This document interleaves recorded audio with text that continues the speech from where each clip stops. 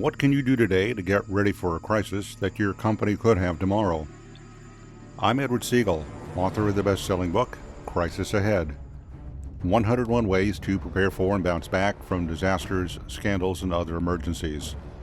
In today's Crisis Management Minute, I'll share the best practices that executives should follow to help guarantee that their organizations are as prepared as possible for a crisis.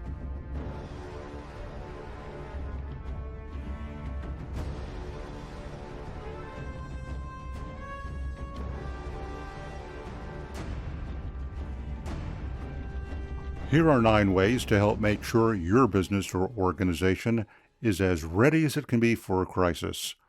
1. Have a crisis management plan in place. 2. Appoint a crisis management team before there's a crisis. 3.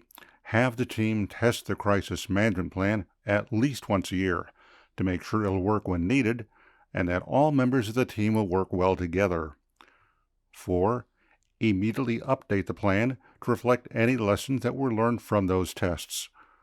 5. Establish a virtual or in-person war room where members of your team will meet. 6.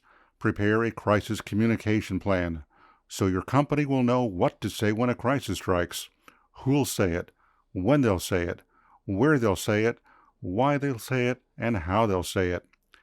7. Provide spokesperson training for the individual who'll speak on behalf of your company during a crisis. 8. Ensure you'll have all the resources you'll need to respond to different crisis scenarios. And 9. Study how others have reacted to their crisis and what you can learn from their failures, mistakes, or successes. By following these 9 best practices, your organization will be much better prepared to respond, manage, and recover from a disaster, scandal, or other business emergency.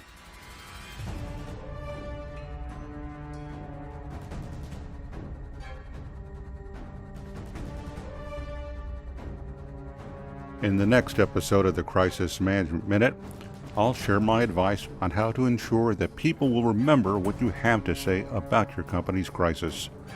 Remember, it's not if your brand, company, or organization will have a crisis, but when. And the sooner you're prepared for it, the better.